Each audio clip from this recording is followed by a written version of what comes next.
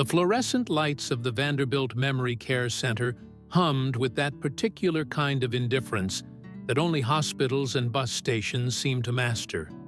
A sound that belonged to no one and acknowledged nothing.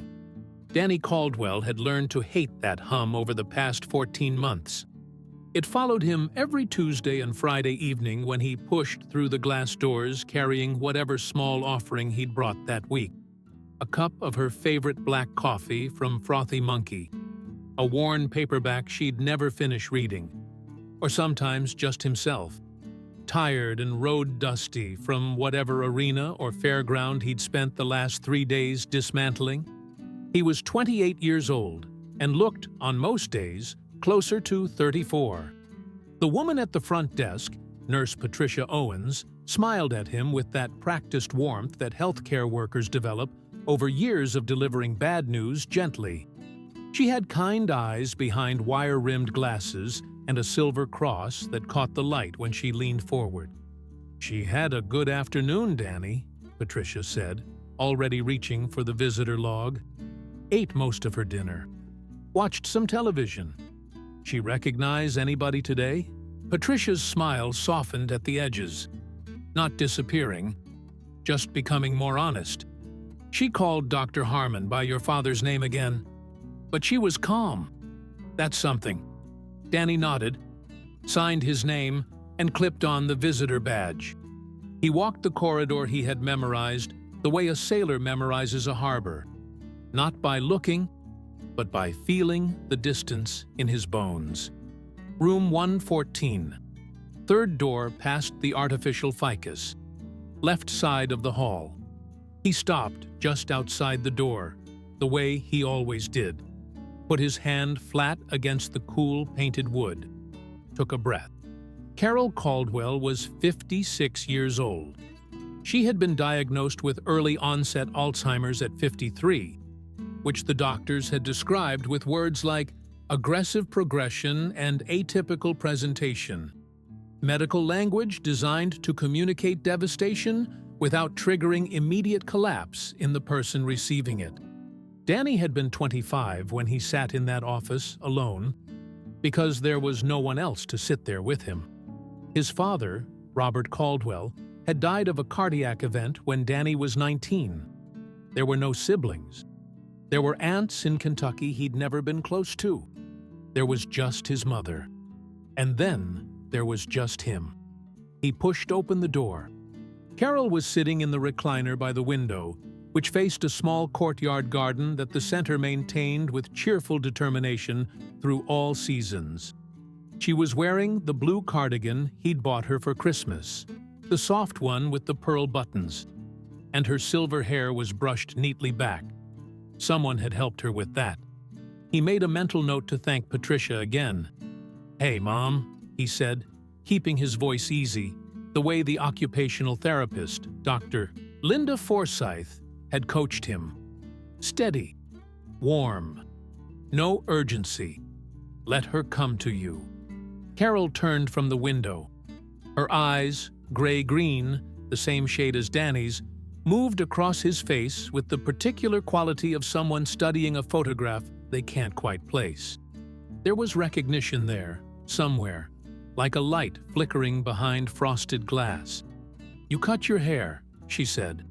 He hadn't, but he smiled anyway. "A little bit. You like it?" She considered this seriously. "Your father had thick hair like that, before the gray came in." "I know he did." He pulled the chair from beside her bed and sat close to her, close enough that she could reach his hand if she wanted to. She often did in the first few minutes, reached out and held his hand with both of hers the way she used to when he was small, and they were crossing a busy parking lot. Tonight, she didn't reach. She turned back to the window. They sat in silence for a while. The courtyard was lit by soft ground-level lights that turned the dormant garden beds amber and bronze. Somewhere down the hall, a television was playing a game show with a too-loud studio audience.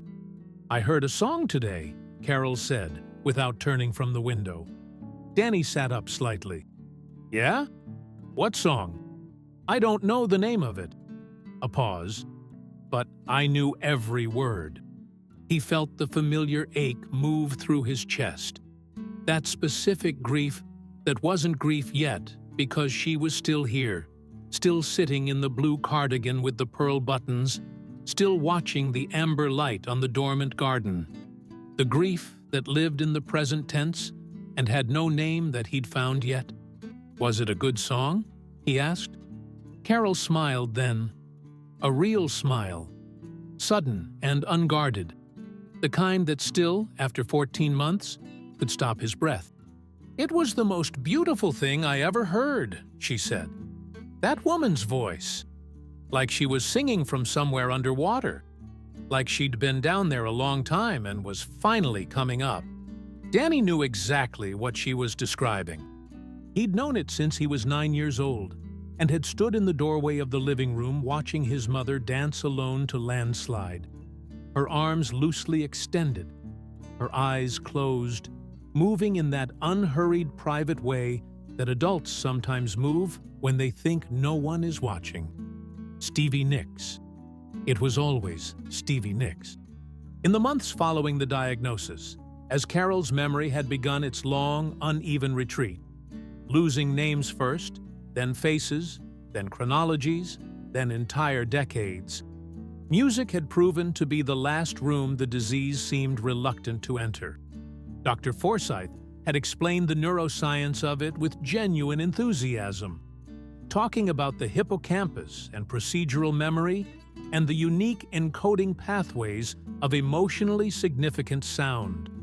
Danny had listened carefully and retained almost none of the technical language. What he retained was the practical reality, that when everything else was inaccessible, music remained. And Stevie Nicks remained most of all. There were other artists that reached her. Patsy Cline, some early Eagles, a particular Emmylou Harris album from 1975. But nothing worked the way Stevie Nicks worked. Nothing else made Carol Caldwell sit up straight in her recliner and turn from the window and say things that were hers. Specific, personal, drawn from a self that was still somehow intact beneath the fog. Danny pulled out his phone and found the playlist he'd built over months of careful curation. He connected it to the small Bluetooth speaker he kept on her nightstand, a concession to modernity that had taken 3 weeks of gentle negotiation with the center's administrative staff. He scrolled to Edge of 17 and pressed play. The opening guitar riff filled the room like weather.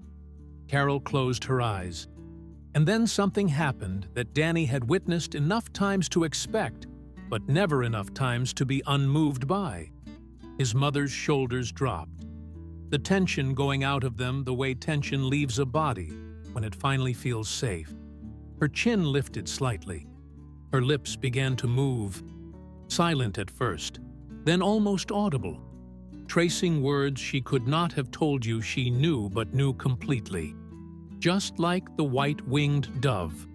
Danny watched her and felt something that was equal parts joy and devastation, and did not try to separate the two. He drove home through Nashville in the particular stillness of a Wednesday night, the downtown skyline reflecting orange in the Cumberland River as he crossed the bridge. His truck was a 2019 Ford F-250 that smelled permanently of equipment cable and fast food, and the particular sawdust and steel scent of arena floors. The back seat held a duffel bag, 2 rolls of gaffer tape, a coiled XLR cable, and a jacket that had been back there since January. He lived in a 2-bedroom apartment in East Nashville, on a street of bungalows that were being steadily renovated into unrecognizability by the slow pressure of the neighborhood's rising desirability.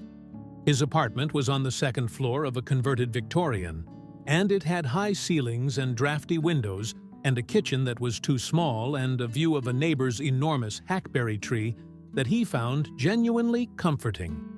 He heated up leftover chili, ate it standing at the counter, and scrolled through his phone with the mechanical inattention of someone performing a habit rather than seeking information. Then he stopped. The notification was from the CMA Fest official account, which he followed professionally rather than personally. He needed to know who was playing what stages for logistics reasons. The post was simple.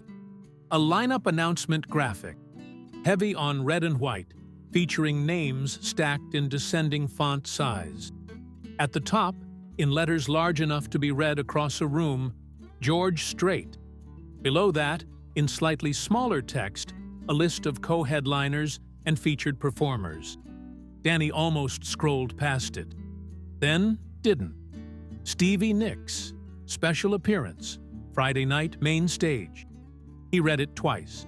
Then he set down his bowl of chili and read it again. George Strait and Stevie Nicks. The same festival, the same weekend.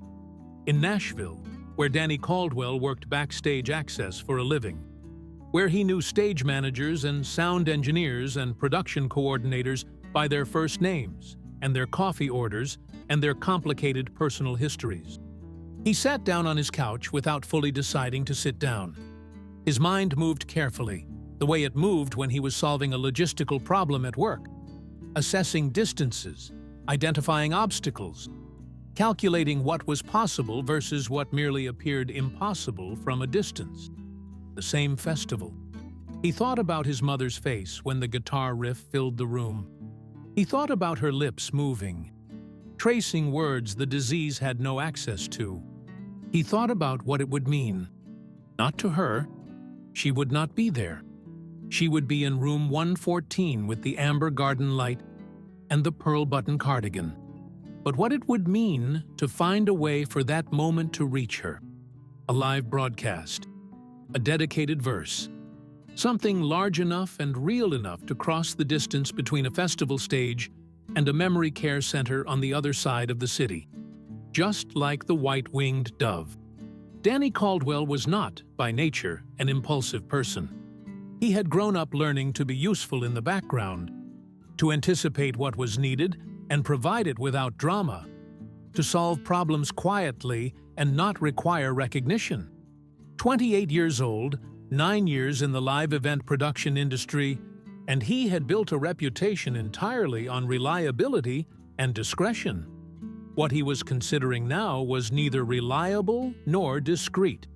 He opened his laptop and began, carefully, to think. The CMA Fest production office operated out of a suite of temporary rooms in the Omni Nashville Hotel during the months leading up to the festival. And Danny had been credentialed into the production infrastructure since February as part of the advance crew for the main stage setup. His direct supervisor was Rick Hensley, a veteran production manager with 22 years in large-scale event production and a management style that could be described charitably as focused and less charitably as aggressively territorial about his scheduling spreadsheets. Danny found Rick in the production office on Thursday morning, standing at a folding table covered in printed call sheets, a coffee cup the size of a small bucket in one hand, and a red pen in the other. "Caldwell," Rick said without looking up, "tell me you've got the stage right monitor wedge situation resolved." "Resolved as of last night," Danny said. "I need 5 minutes." Rick looked up. He was 51, built like someone who had spent his 20s moving heavy equipment and his 30s supervising other people moving heavy equipment. He had a gray mustache and reading glasses perpetually pushed up on his forehead. "You're making a face," Rick said. "I don't like the face. I need to talk to you about something that isn't work-related." "Then I have 0 minutes." Rick. Something in Danny's tone, quiet, stripped of its usual professional deflection, made Rick set down the red pen. He looked at Danny for a moment with the particular attention of someone recalibrating their assessment. 3 minutes, Rick said. "And you're buying the next round of coffees," Danny told him. Not everything. Not his mother. Not room 114. Not the Bluetooth speaker and the playlist. And the way Carol Caldwell's shoulders dropped when the guitar riff started. That part he kept for himself. Compressed into a private weight he carried separately from the request he was making. What he told Rick was the logistics, that he wanted to find a way to reach someone in George Strait's inner production circle, that he had a personal request he needed to deliver, that it was important. Rick listened with his arms crossed and his reading glasses sliding down from his forehead onto his nose. "You want to get a personal message to King George," Rick said flatly when Danny finished. "To whoever manages his set list, or his personal team. Because I have a request." Rick stared at him. "Danny, this man has sold over 100 million records. He's got a team of 30 people between him and anyone who walks in off the street with a personal request. I know that.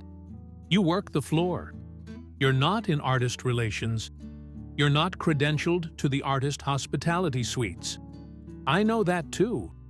Rick picked up the red pen again, tapped it twice against the table. "Why are you asking me and not just figuring out some other angle?" "Because you've been doing this for 22 years, and you know every production coordinator on that team," Danny said. "And because I'm asking you honestly instead of going around you." That landed.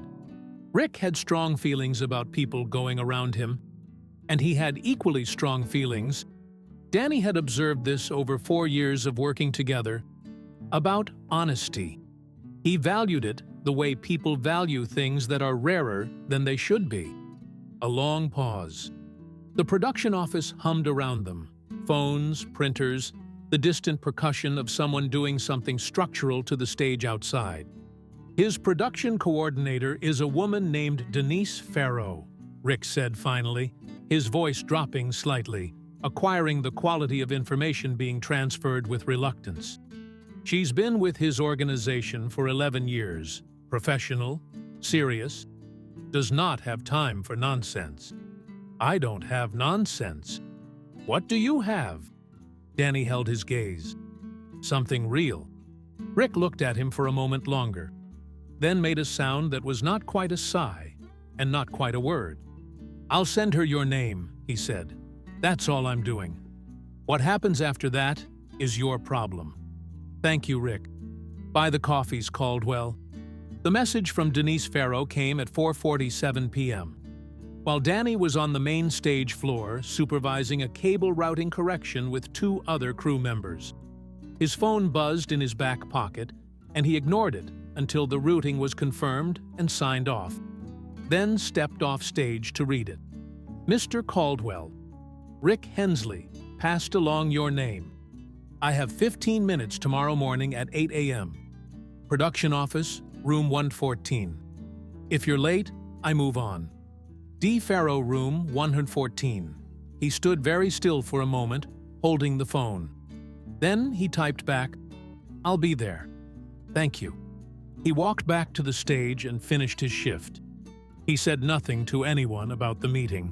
He drove home through the early spring Nashville evening, the city greening up, the trees along the Shelby Bottoms Greenway just beginning to fill out, a warm front moving in from the southwest that made the air smell like rain that hadn't arrived yet. In the parking lot of the Vanderbilt Memory Care Center, he sat in his truck for 10 minutes before going inside. Carol was asleep when he arrived. It was later than his usual visits, almost 8 p.m., and she tired earlier in the evenings now. He sat quietly in the chair beside the window and watched her sleep. The courtyard lights were on. The garden was still dormant, but the center's maintenance crew had recently set out early pansies in terracotta pots along the pathway, and their purple and yellow faces caught the ground light with something that looked almost defiant against the lingering winter. He thought about what he was going to say to Denise Farrow in the morning. He thought about his mother's voice, tracing words she didn't know she still knew, just like the white-winged dove. He stayed until 9, then drove home through the rain that had finally arrived. Denise Farrow was exactly what Rick Hensley's description had prepared Danny to expect, and somehow still slightly more than that. She was in her mid-40s, with close-cropped natural hair and reading glasses on a beaded chain. And she had the quality of someone who had developed, through long professional experience, the ability to assess the weight and validity of a request within the first 90 seconds of hearing it. She was sitting at a table with a laptop and a legal pad and a cup of tea going cold at her elbow. And she looked up when Danny knocked on the open door with the focused attention of someone who is giving you their time as a specific and finite resource. "Danny Caldwell," she said. It was not a question. "Yes, ma'am. Thank you for seeing me. Sit down. You've got 15 minutes. Use them." He sat. He had spent considerable time the night before deciding how much to tell her, running the calculation between strategic brevity and the kind of human specificity that makes a request real rather than abstract. He had landed finally on the truth, all of it or most of it, because he had run out of ways to make the request make sense without the context that generated it. So he told her about Carol, about the Alzheimer's, the progression, the specifics of what the disease had taken, and what, inexplicably, it had left. About the music, Stevie Nicks specifically. That voice, the way it reached his mother in places nothing else could reach. He told her about the playlist and the Bluetooth speaker, and the way his mother's shoulders dropped. He did not perform any of this. He told it the way he told Rick things, directly, without ornamentation, trusting the material to carry itself. Denise Farrow listened without interrupting. Her face was professionally still, the practiced composure of someone who hears a great many things in the course of their work and has learned not to respond prematurely to any of them. But Danny noticed, midway through, that she had stopped taking notes on the legal pad. She was simply listening. When he finished, she was quiet for a moment. "What exactly are you asking for?" she said. "I want to ask George Strait to dedicate a verse to Stevie Nicks during his set on Friday night," Danny said. "Something that would be picked up on the live broadcast, something she'd hear, wherever she's watching from, something that would become a real moment. And your mother would be watching. My mother would be watching." Denise looked at him. Then she looked down at the legal pad, where she had written nothing for the last several minutes. "You understand that Mr. Strait's set list is finalized 2 weeks before any performance. That alterations of this nature require sign-off from his personal management, his musical director, and in a case involving a living artist by name, almost certainly some form of consent from that artist's representation." "I understand that. You're a floor crew member. You don't have artist relations credentials." "I know. So you're asking me to carry this request up a chain that I have no obligation to engage with, on behalf of a personal situation that has nothing to do with my professional responsibilities. Because you had the audacity to walk in here and tell me the truth about why you're asking." Danny said nothing. Denise tapped the end of her pen against the legal pad twice. "I'm going to need you to write this down," she said finally. "What you just told me. All of it. I'm not promising anything. I'm not even promising I'll pass it along. But I need it in writing. Because if I do take this further, the first thing George's team is going to ask me is whether this is real." "It's real," Danny said. "Then write it down." She slid the legal pad across the table. He picked up the pen she offered and wrote, slowly and carefully, everything he had just said. It took 11 minutes. His handwriting, which he had always considered functional at best, looked strange and exposed on the yellow paper. The private language of something he normally kept interior, made suddenly visible and submittable. He slid it back across the table. Denise read it without expression. Then she looked up. "Go back to work," she said. "I'll be in touch if there's anything to be in touch about." He did not hear from Denise Farrow that day or the following morning. He ran cable. He confirmed sight lines. He attended a production meeting that ran 40 minutes over schedule because of a dispute about stage-left speaker placement that involved 3 people talking past each other with increasing volume. He ate a breakfast burrito from a food truck in the parking lot and drank 2 cups of coffee and worked until his back ached and his hands were marked with the small cuts and abrasions that were the permanent background texture of his working life. He did not check his phone during working hours. He was disciplined about that. It was one of the things that had built his reputation as reliable. The fact that when he was on the floor, he was on the floor. Not somewhere else with his attention split. But at lunch, sitting on a road case in the relative quiet of the stage left wing, he checked. Nothing from Denise. He was putting his phone away when it buzzed. The number was unfamiliar. Nashville area code. "Caldwell," he answered. "Danny Caldwell?" The voice was female, professional, with a slight Texas undertone. "This is Amy Preston. I'm George Strait's personal manager." He stopped breathing for approximately 1 second. "Yes," he said. "This is Danny." "I've read what you gave Denise Farrow," Amy Preston said. "I'd like to meet with you this afternoon if you're available. 3 o'clock. I'll text you an address." The address turned out to be a private room at the Omni's restaurant.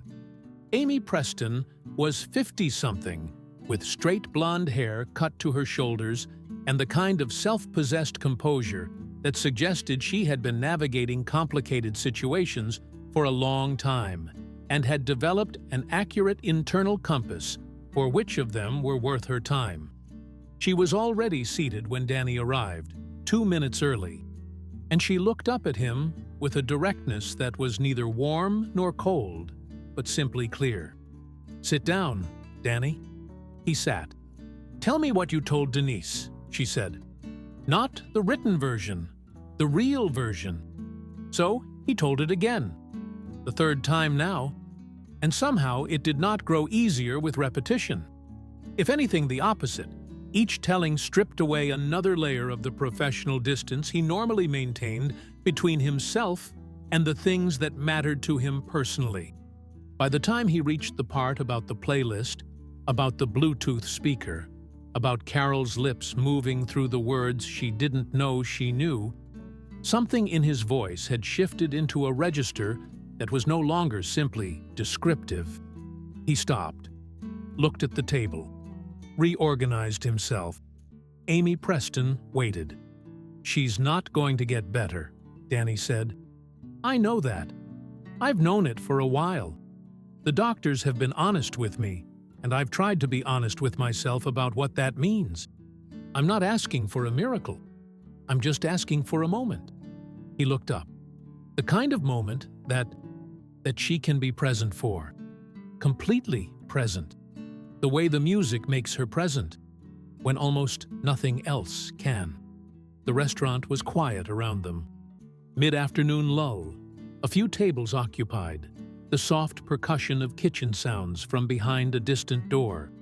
Amy Preston was looking at him with an expression that had changed subtly during the last part of what he said. Not softened exactly, but deepened, as if the lens through which she was assessing the situation had been adjusted. "How long have you been in production?" she asked. The shift in topic surprised him. 9 years. Started as a stagehand at 20, worked up to floor crew lead by 24. "You like this work?" "I love this work." She nodded slowly. "The reason I'm asking is that what you're requesting has implications beyond sentiment. If George dedicated a verse to Stevie Nicks on a live broadcast without her knowledge, that becomes a public narrative. The internet generates a story. That story has to be accurate, because if it isn't, it becomes something else. Something neither of them wants. I understand that. Which means that before this goes any further, we would need to make contact with Stevie's representation, which I have done, as of this morning." She paused, watching his face. "Her management is aware of your request. They have not said no." Danny absorbed that very carefully. "What have they said?" he asked. "They've said," Amy Preston told him, that Stevie would like to hear from you directly. The call was arranged for that evening at 7. Danny sat in his truck in the parking lot of the festival grounds, with his engine off and the windows cracking the smell of rain-wet pavement, his phone in his hand, and his heart doing something irregular and involuntary in his chest. At 7:01 p.m., his phone rang.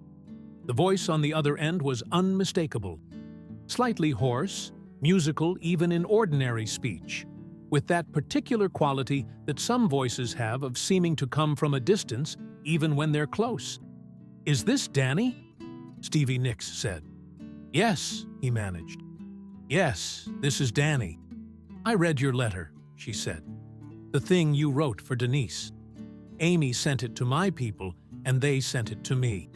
A brief pause. "I've been sitting with it for a few hours. I'm sorry to have—" "Don't apologize," she said, and there was something in her voice, gentle but definite, the voice of someone who has strong feelings about unnecessary apologies. "I want to ask you something. Your mother, what does she respond to most?" "What, specifically?" He told her, Edge of 17, Landslide, Gold Dust Woman, the live version of Dreams from the 1977 concert footage. He told her about the underwater description, like she'd been down there a long time and was finally coming up. And there was a silence on the line. "She said that?" Stevie asked. "Those were her words." Another silence. Longer. "Okay," Stevie Nicks said finally. "Here's what I want to do." Paige Holloway had been covering the Nashville music beat for the Tennessean for 3 years, and she had developed, in that time, a journalist's particular sensitivity to the human interest story living at the edges of the official story. The thing that wasn't in the press release. The detail that didn't make the approved narrative.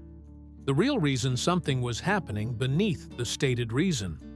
She was 26, with a reporter's notebook that went everywhere she did, and the professionally cultivated habit of noticing things other people had stopped noticing because they were too familiar with them. She noticed Danny Caldwell because he was on the main stage floor at 9 a.m. when he was supposed to be running a secondary errand across the festival grounds, and he was standing very still in the stage left wing, talking on his phone with the quality of someone having a conversation that mattered enormously. Most people on production crews talk on their phones with the distracted multitasking energy of people managing logistics. This was different. This was the body language of someone receiving news. She noted it the way she noted things, without acting on it yet, filing it in the professional memory she kept alongside her written notes. She had a piece to write about the festival's expanded green energy infrastructure, solar panels, biodegradable cups, a whole sustainability angle that her editor thought readers would find compelling in a dutiful way. It was a good piece. It was not the piece she was thinking about as she watched Danny Caldwell stand very still in the stage left wing. She went and wrote the sustainability piece. She came back the next afternoon and found a different kind of energy in the production corridors. The particular vibration of something having shifted. Some reconfiguration of what was being discussed behind closed doors. The subtle alteration in how certain people were moving through certain spaces. She had learned to read festival production environments the way a meteorologist reads atmospheric pressure, through inference and pattern recognition rather than direct observation. Something had changed. She found Tommy Birch, a 23-year-old production assistant she'd spoken to before for a previous story. Cheerful and talkative in the way that young people new to prestigious environments sometimes are before they've fully learned the professional value of discretion, at the equipment staging area, and asked him how things were going. "Crazy," Tommy said, with the enthusiasm of someone who hasn't yet decided whether he should be excited or careful. "There's like a whole thing happening with the Friday night show." "What kind of thing?" Tommy glanced around with the theatrical casualness of someone who is about to tell you something. Like, okay, I don't know the full story, but apparently someone on the crew made some kind of request to do something special during George Strait's set, and now it's like there are calls happening, big calls, between management people. Paige kept her expression neutral. Huh, she said. That's interesting. I mean, I don't know the details, Tommy said, immediately retreating with the instinct of someone who had just realized he might have said too much. It's probably nothing. Probably, Paige agreed pleasantly. She went back to her notebook and wrote, Crew request. George Strait Friday set. Management calls. Who made the request? Then she set about finding out. Danny noticed the journalist before she approached him. He had the situational awareness of someone who worked in environments where knowing where people were mattered. Not paranoia, just attention. And he clocked her at the press credential table, then again near the production corridor entrance, and a third time walking toward the stage floor with the particular trajectory of someone who knew where they were going. She came up to him while he was doing a routine check on the front fill speaker array, clipboard in hand, moving through items with the methodical focus he brought to any technical task. Danny Caldwell? She said. He looked up. She was young, mid-20s, dark hair pulled back, pressed lanyard with the Tennessean on it. The notebook was already out, which he registered as the particular honesty of someone who didn't want to disguise what they were doing. I'm Paige Holloway, she said. I cover the music beat for the Tennessean. I was hoping I could ask you a few questions. About what? About a request you may have made regarding Friday night's show. He looked at her steadily. The thing about Paige Holloway, he would think later, was that she had the quality of someone whose interest was genuine rather than opportunistic. There was a difference. And he had met enough people on both ends of the spectrum to recognize it fairly quickly. She wasn't hunting a sensational angle. She was following something because it was real. That didn't mean he was ready to talk to a journalist. I don't have anything to say about that, he said. Okay, she said, without any sign of backing away. Can I ask why? Because it's personal? Is it also a story? I don't know what it is yet, Danny said. It hasn't happened yet. Something in that last sentence, the acknowledgement that something was going to happen, registered in her eyes. She didn't push it. She gave him a card instead, the physical kind, which he hadn't received from anyone in several years. If it becomes something you want to talk about, she said, before or after. He took the card. She walked away. He stood for a moment looking at it. Paige Holloway, staff writer, the Tennessean, a phone number, and an email. He put it in his shirt pocket and went back to the front fill array. The meeting with Amy Preston and the musical director, Colt Reeves, happened on Thursday afternoon in a hotel conference room that had the particular temporary, slightly impersonal quality of spaces rented by the day. Colt Reeves was a lean, weathered man in his late 40s who had been arranging and directing music for country artists for over 20 years and who regarded proposed changes to finalized arrangements with the considered skepticism of someone who knew exactly what those changes cost in rehearsal time and technical execution. He sat across from Danny with his reading glasses on and a printed copy of George Strait's Friday set list in front of him. Walk me through what you're proposing, Colt said. A dedicated verse, Danny said. During You Look So Good in Love, which is already on the set list. Mr. Strait addresses Stevie Nicks directly. She's watching from off stage or from the wings. The broadcast picks it up, and she's agreed to this. Her management has indicated she's open to it. She wants to be there. Colt looked at the set list. That song is a specific arrangement. It's been performance tested over hundreds of shows. Inserting an unscripted dedicate verse into a live broadcast performance introduces variables. I know that. If it's not scripted, It's variable. If it is scripted, it may not feel authentic. Mr. Strait would know how to handle that, Danny said. Better than either of us. A pause. Colt looked at him over the reading glasses with an expression that was reassessing something. You're right, he said, with the precision of someone making a limited concession. He would. He looked at Amy. Has he seen the letter? This afternoon, Amy said. And? Amy Preston looked at Danny across the conference table. And in that look, he read something that he had been afraid to anticipate. He wants to talk to you himself, she said. George Strait was in the hotel gym at 6 a.m. on Friday morning, which Danny had not anticipated, and which meant that the meeting happened in the gym's small lounge area, both of them holding coffee and paper cups, the smell of clean equipment and exertion in the air around them. George Strait was 62 years old and had the unhurried, undemonstrative bearing of someone who had been famous long enough that fame had become simply the weather. Present, unremarkable, requiring no particular response. He was wearing a plain gray t-shirt and looked exactly like himself, which Danny found, for reasons he couldn't immediately articulate, deeply reassuring. He stood up when Danny walked in, which Danny hadn't expected either. Danny Caldwell, George Strait said, and shook his hand. His grip was direct and brief.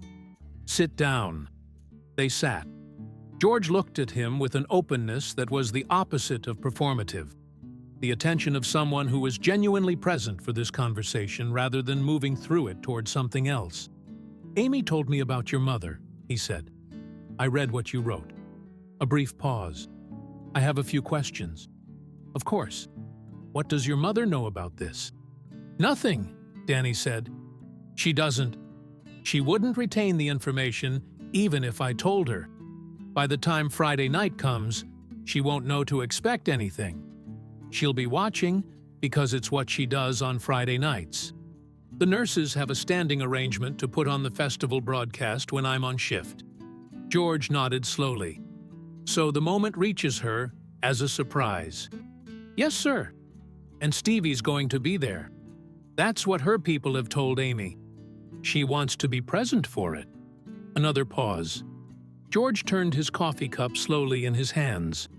A small, unconscious gesture. You know, he said, I've known Stevie for a long time. Not close, but we've crossed paths over the years the way people do in this business. She's good people. He looked up. She's also going to make this emotional, which is fine. I'm not opposed to emotional, but I want to be clear about something. He held Danny's gaze. I'm not doing this for the broadcast. I'm not doing this for the Tennessean or whoever else is going to write about it. I'm doing it because your mother deserves a moment, and because Stevie deserves to know what she means to people. Those are my reasons. Those are the only reasons that matter, Danny said. George Strait looked at him for a long moment. All right, he said simply. He stood, offered his hand again. I'll see you tonight. Danny walked out of the hotel into the early Nashville morning. The city waking up around him, coffee shop doors propped open, the smell of rain still in the air from the night before, the sky going from gray to the particular pale gold of an early spring sunrise. He stood on the sidewalk for a moment, breathing. Then he took out his phone and called Vanderbilt Memory Care Center. Patricia Owens answered on the second ring. Patricia, he said, it's Danny Caldwell. I need to ask you a favor. The festival grounds by 4 o'clock on Friday afternoon were what they always became in the final hours before a major show. A contained system under its own pressure. Every person moving with the particular directed energy of someone who knew exactly what needed to happen and how much time remained to make it happen. The air smelled of food trucks, crowd sunscreen, and the particular warm electrical smell of a large-scale live sound system running at pre-show levels. Danny worked through his shift with the focused concentration that physical work required, and that he had always valued for the way it temporarily suspended the operations of the more anxious parts of his mind. He ran final checks. He confirmed positions. He resolved a last-minute tension issue with a monitor wedge on stage right that took 45 minutes and 3 conversations, and reminded him why live event production was both the most frustrating and the most satisfying work he could imagine doing. At 6:15, Rick Hensley found him at the stage-left sound station. "Caldwell," Rick said, with the specific inflection of someone who had more information than they were ready to deploy. He looked at Danny for a moment. "You want to tell me what's actually going on tonight?" "I will," Danny said. "After." Rick studied him. Then, Patricia Owens at Vanderbilt called the festival liaison office this morning to confirm that the common room television would be set to the broadcast at showtime. He paused. "She said it was per your arrangement." Danny nodded. Rick was quiet for a moment. He had a look that Danny had seen on him before in difficult logistical moments. Not soft exactly, but open, as if a door in him had been unlocked without ceremony. "She's going to see it," Rick said. It wasn't a question. "I hope so." Rick put his hand briefly on Danny's shoulder. A quick, firm contact, the kind that says everything it needs to say in under a second, and walked away. At 7:30, Danny was in the stage left wing when he became aware of a change in the atmosphere around him. It was subtle, the way significant things often announce themselves subtly before they fully arrive. A shift in the quality of attention among the backstage personnel. 2 of Amy Preston's assistants moving with slightly heightened purpose through the wing. The particular way that Colt Reeves glanced over at him from the monitor station with an expression that was neutral and communicative simultaneously. And then, coming through the backstage entrance in a group of 4 people. Assistant, security, a woman with a clipboard. Stevie Nicks.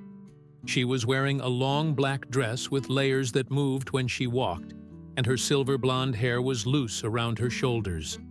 She was 60-something and looked exactly like herself, which was the same thing that had reassured Danny about George Strait, and for the same reasons.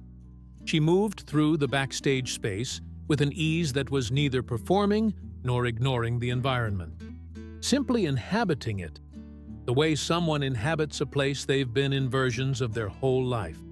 Her assistant, a young woman named Bree Canton, who had texted Danny twice during the day with logistics updates, caught his eye and tilted her head slightly. Danny moved through the wing. Stevie Nicks turned when he approached, and he had a brief, disorienting moment of being a person meeting another person who was also, separately and simultaneously, the voice on the Bluetooth speaker in room 114. "Danny," she said. She took his hand in both of hers, which was the same gesture his mother sometimes made in the first minutes of a visit, when she was still herself. The recognition of that nearly undid him on the spot, but he managed it. "Thank you for being here," he said. "Thank you for the letter," she said. Her voice was warm and direct, and carried the hoarse undertone that was distinctive even in ordinary speech.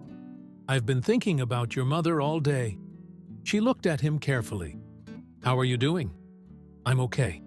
She gave him the look that people give when they know that okay is the answer being given, rather than the answer that exists. "What's her name?" "Carol." Stevie nodded slowly, with the quality of someone filing something important. "I'll hold that tonight," she said. He didn't entirely understand what she meant by that, but something in the way she said it made him certain it was true. George Strait took the stage at 9 p.m. Danny watched from the stage left wing with the particular divided consciousness he had spent 9 years developing. The professional layer that tracked technical execution, noted sight lines, monitored the floor for issues, and beneath it, tonight, something else entirely. Something that had no professional function and did not require management. George Strait was a phenomenon of sustained excellence. Danny had worked enough major acts to have a calibrated sense of stagecraft, and watching him work a crowd of 40,000 people with the unshowy precision of a craftsman who had been doing this specific thing for 4 decades was its own form of education. He moved through the early set with the comfortable authority of someone who had made peace with what he was, which was one of the great country music performers in American history, and was simply doing that thing now, in this moment, for these people. The crowd responded the way crowds respond to the genuinely great, not with the frenzied manufactured energy of pop spectacle, but with the deep, almost reverential attention of people in the presence of something they'd carried inside themselves for years. Danny checked his phone at 9:47 p.m. A text from Patricia Owens. She's in the common room. She ate dinner. She seems calm. We have the broadcast on. P. He exhaled, put the phone away, looked at the stage. George Strait was between songs. The particular alive silence that falls over a large crowd when the artist is still present at the microphone and hasn't spoken yet. He stood easy, comfortable, with that slight smile that was part of his permanent stage manner. Genuine warmth worn lightly. "I want to take a minute," he said, and the sound system carried it out over 40,000 people, with the particular intimacy that a great live sound mix can achieve even at scale. The crowd quieted further. There was an attentiveness in the silence now. "There's a young man on our crew tonight," George said. "Name of Danny Caldwell. He came to me with a request earlier this week, and I want to be honest with you about it because it deserves that." He paused, looking out at the crowd with the ease of someone who was not building to a performance beat, but simply talking. His mother is sick. She's in a care facility here in Nashville, and there's one thing, one specific thing, that still reaches her, that still brings her back to herself, when a lot of other things can't. And that thing is the music of a woman who I have had the pleasure of knowing and admiring for a very long time. The crowd had gone completely still. 40,000 people in a state of held attention that was different from excitement. It was the silence of people who have recognized that something real is happening. "So tonight," George Strait said, "this verse is for Carol Caldwell, and it's for the artist she loves." He turned, and the gesture was easy and natural, toward the stage left wing. And Stevie Nicks walked out. The crowd's response was enormous, a wave of sound that moved through the grounds like a physical thing. Not the sharp peak of a surprise, but the sustained release of 40,000 people, registering something they hadn't anticipated and hadn't known they needed until it was happening. Stevie Nicks walked to the center of the stage and stood beside George Strait, and they looked at each other with the straightforward warmth of people who have been moving through the same world for a long time and have always respected what the other one does. The band began. "You Look So Good in Love." George Strait sang it the way he always sang it, with that voice that was warmth and plainness and absolute precision all at once. A voice that contained no waste, that never reached for more than it needed to reach for. And then, at the second verse, he turned slightly toward Stevie, and what he did was simple. He sang one verse, a single verse, directly to her. Not a scripted tribute, not a produced moment, just the verse, sung to her face, with the directness of someone saying something true. Stevie Nicks stood and listened. She was not performing anything. She simply received it. The gesture, the intention, the specific human meaning of a verse dedicated to what music does when medicine cannot. And at the end of it, she put her hand briefly against her heart. And the gesture was small and real, and the broadcast cameras found it. In the wing, Danny Caldwell stood very still. He was thinking about his mother in the common room at Vanderbilt Memory Care Center, watching the television with her pearl-button cardigan and her gray-green eyes. The woman with the voice like she'd been underwater a long time and was finally coming up. He was thinking about room 114, about the amber light on the pansies in the terracotta pots, about just like the white-winged dove, about the particular quality of a grief that lives in the present tense. Stevie Nicks sang the next verse alongside George Strait, her voice joining his in the way two great instruments join, not competing, finding where they fit. And the crowd held itself in that particular collective state that crowds reach only rarely, when 40,000 individual experiences become briefly the same experience. Danny's phone buzzed. A text from Patricia Owens. He looked at it. She's singing along, both hands on her lap, eyes open. She knows every word.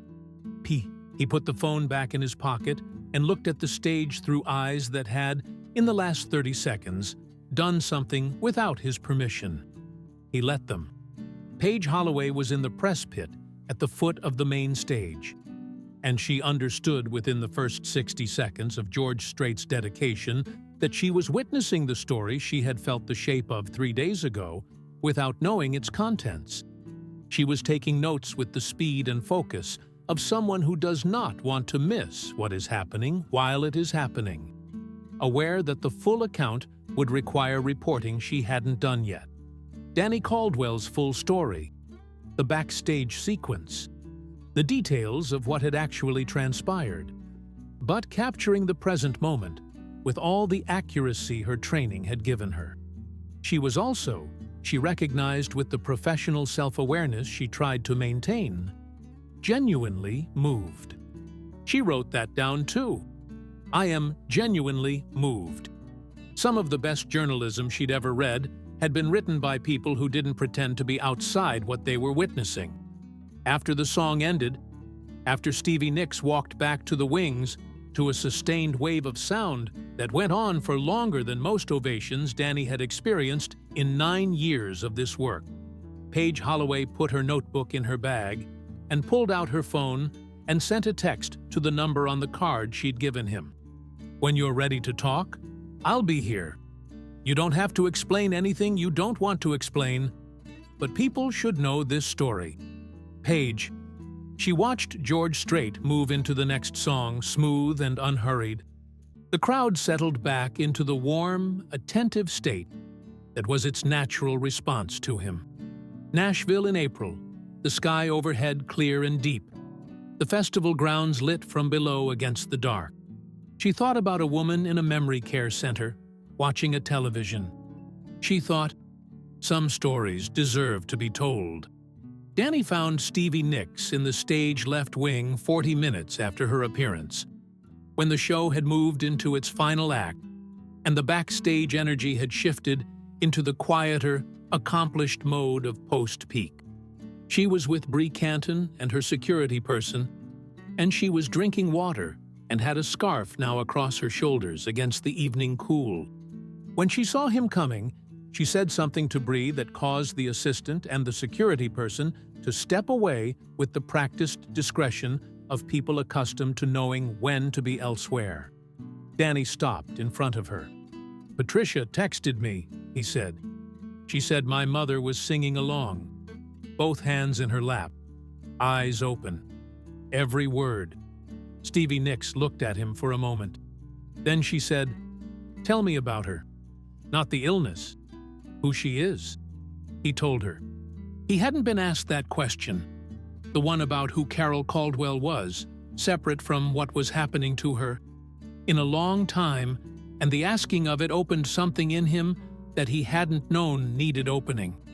He told her about the dancing in the living room when he was 9, about the way his mother had worked 2 jobs after his father died and never once performed the difficulty of that, had simply done it, with a matter-of-fact determination that he had not fully understood as a child and understood completely now, about the black coffee from Frothy Monkey, about the pansies in the terracotta pots in the courtyard garden, about how she had called him his father's name twice in the last month, and how that was both a loss and, in a strange way, a kind of gift, because it meant she remembered his father. Still, in whatever parts of her mind were still doing the remembering. Stevie Nicks listened to all of it without looking away from him, and her listening had the quality of someone who was genuinely receiving what was being given, not categorizing it, not preparing a response, just holding it. When he finished, they stood for a moment in the acoustic shade of the backstage wing while the show rolled on in front of them. "She sounds extraordinary," Stevie said. "She is." She raised someone who would do this for her. She paused. "That's not nothing, Danny." He looked at her. Something about the directness of it. Not consoling exactly, not performing the comfort, just stating the fact, reached him in a way that the more conventional expressions of sympathy had not, over the past 14 months, quite managed to do. "Thank you," he said, "for being here, for wanting to be here." "Thank you for telling me," she said. "I mean that. People spend so much time trying to reach artists from a distance, from the outside. You came in and told the truth. That's rarer than it should be." She looked at him steadily. And for what it's worth, what she said about the voice, like she'd been down there a long time and was finally coming up. "I'm going to hold that for a while." He drove to Vanderbilt Memory Care Center directly from the festival grounds, still in his work clothes. The laminated all-access credential bouncing against his chest as he walked through the familiar glass doors. Patricia Owens was still at the desk. She had stayed past the end of her shift, which she had not mentioned she was going to do, and which Danny noticed and filed quietly alongside the other things he was grateful for tonight. "She's awake," Patricia said. "She's been in a good state for the last hour. The best I've seen in a while." He walked the corridor. Third door past the ficus. Room 114. He stopped at the door, put his hand flat against the cool painted wood, took a breath. Carol Caldwell was in her recliner by the window, the courtyard garden visible beyond the glass, the terracotta pots with their defiant pansies catching the ground light. The television had been turned off. The room was quiet. She turned when he came in, and the look on her face was the one he had stopped letting himself expect, but could never quite stop hoping for. The look that meant she was there, present, returned from whatever distance the disease put between her and the world. "Danny," she said. His name. His name, clear and certain. No hesitation. He sat down beside her, and she reached across and took his hand in both of hers, the way she did when she was fully herself. "I saw the most beautiful thing tonight," Carol said. Her voice was quiet and wondering, like someone describing a dream they're still half inside. "Yeah?" he managed. "On the television. There was a man singing." She paused, her eyes going to the window, and then back to him. The rhythm of someone assembling a memory carefully, with the concentration of someone who knows the assembly is fragile. And then she came out. A pause. "Her. Stevie," Danny said softly. Carol's face did the thing it did. The sudden, unguarded smile, the light coming up behind the gray-green eyes. "He sang to her," Carol said, right to her face, like she was the only person there. She shook her head slowly, with the wonder of someone who has witnessed something they didn't expect the world to still be capable of producing. "I didn't know people still did things like that." Danny held her hands and did not trust himself to speak for a moment. "They do," he said finally. "Sometimes they do." Carol looked at him with that rare, clear attention. The eyes that were his eyes, the face that was still and always her face, present and specific and entirely here. "You look tired," she said. "Long day at work. Good work or hard work?" He thought about that for a moment. The cable routing and the monitor wedge, and Rick Hensley's hand on his shoulder, and the hotel gym at 6 in the morning, and a woman with silver blonde hair receiving a verse that had traveled from a backstage conversation to a stage in front of 40,000 people, to a television screen in a room with pansies in terracotta pots outside the window.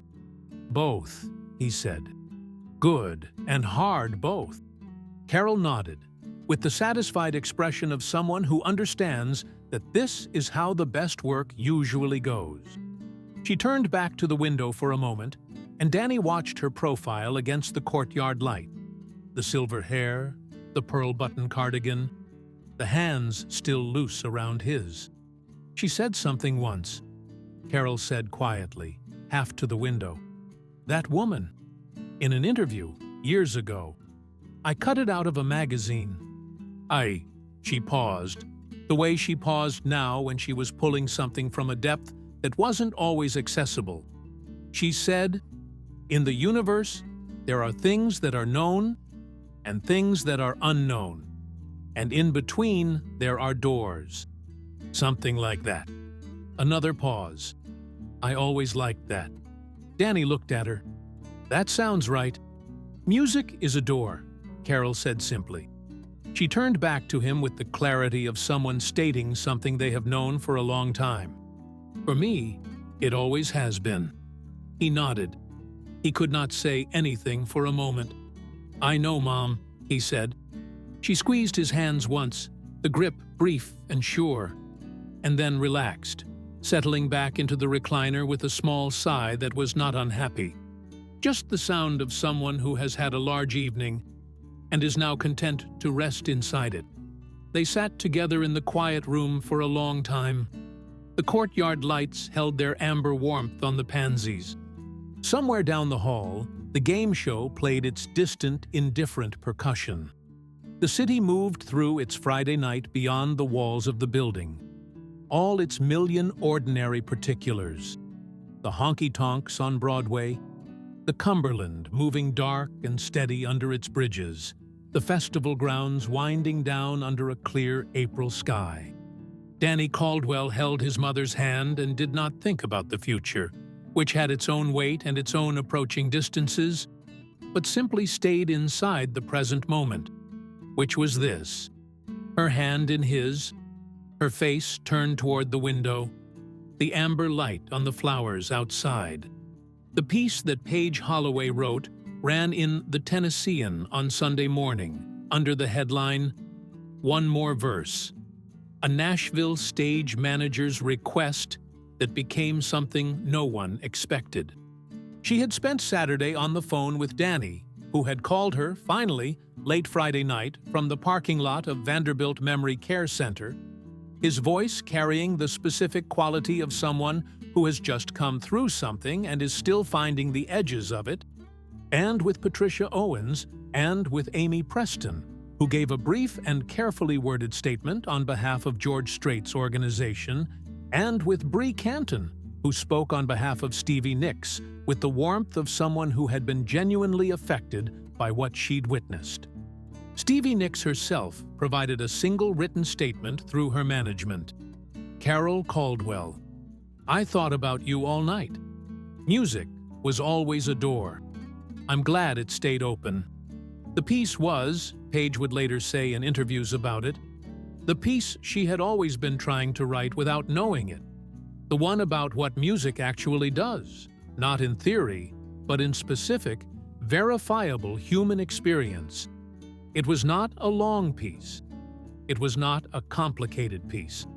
It was a piece about a young man who loved his mother, and a request made honestly, and two artists who met it with a generosity that was not performative, because it happened before anyone was watching and continued after the cameras moved away. It was shared 140,000 times in the first 24 hours. Danny did not track this number in real time. He was not, by nature, a person who tracked numbers in real time. But Rick Hensley texted him about it on Sunday morning with the brevity of someone who has strong feelings he is expressing at minimum necessary volume, 140K. "You owe me more than coffee." Danny texted back, "Name the place." He visited Carol on Sunday afternoon, as he always did. She was in the recliner. The courtyard outside had caught the afternoon light at the angle that turned the pansies luminous. Their purple and yellow faces opened fully now, the warm front having held through the weekend. Patricia had left a note on the whiteboard by the door. "Good morning," recognized Danny's photo from her nightstand table. Said his name. He stood at the window with her for a while, looking at the pansies. "Pretty," Carol said. "Yeah," Danny said. "They are." She looked at him with the gray-green eyes. Today was not Friday. Today she was a little further away, the window between them slightly fogged, the clarity less complete. But she was there. She was present enough to look at him and to look at the flowers, and to say pretty, and that was enough. It was more than enough. It was the precise weight of what he had, and he held it carefully, the way you hold something irreplaceable. He connected the Bluetooth speaker, found the playlist. He pressed play on Landslide. "I've been afraid of changing because I built my life around you." Carol closed her eyes. Her shoulders dropped. Her lips began to move. Danny sat in the chair beside the window, his hands loose in his lap, and listened to his mother sing a song she had known since before he existed. A song she had danced to alone in a living room when she thought no one was watching. A song she had carried through 2 jobs and a husband's early death and a son's growing up and the long, hard years of a life lived without complaint. A song she carried still, in whatever part of herself remained most essentially her, untouched and unclaimed by the approaching dark. The afternoon light moved across the pansies. The music played. Carol Caldwell sang. 3 weeks later, Danny received an envelope with a Los Angeles return address he didn't immediately recognize. Inside was a single photograph. A print. Physical. The kind that people make when they want something to last. It was a backstage photograph from the night of the festival. Danny and Stevie Nicks in the stage left wing, both looking at the stage, his face in profile with the expression of someone receiving news they had been afraid to hope for. On the back, in handwriting that was recognizably the handwriting of someone who had been composing words by hand for a long time, a note. "Danny, keep this somewhere Carol can see it. Music is a door, and you opened one. With love, S." He framed it. He hung it in room 114, on the wall opposite the window, where the light from the courtyard reached it in the mornings. Carol noticed it 3 days later. She looked at it for a long moment. The woman in the photograph, the silver blonde hair, the layers of black fabric, the stage light from below. "I know her," Carol said. "Yeah," Danny said. "You do." Carol smiled the unguarded, sudden smile. Her voice, she said, like she's been somewhere deep and is finally coming up. Danny Caldwell looked at his mother. "Yeah, Mom," he said quietly. Exactly like that.